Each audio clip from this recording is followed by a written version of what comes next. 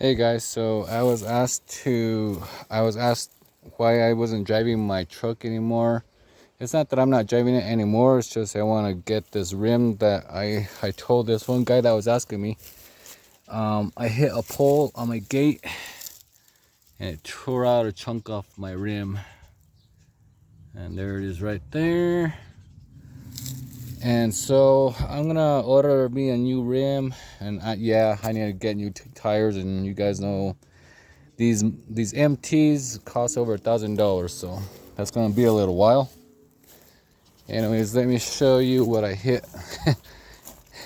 Anyways, I told him that I tore out that chunk of rim when it snowed in my yard, and this is what I hit. And I also have to place this part on my gate. Give me a little minute. Gonna make me walk here. All right, here we go. I am right here. Anyways,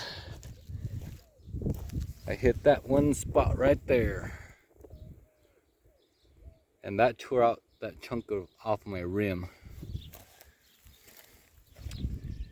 And that time when it snowed, we had probably about maybe 13 inches, maybe, I want to say. So the snow was kind of high, I had my truck on 4x4, and I just went through the gate here and I slid.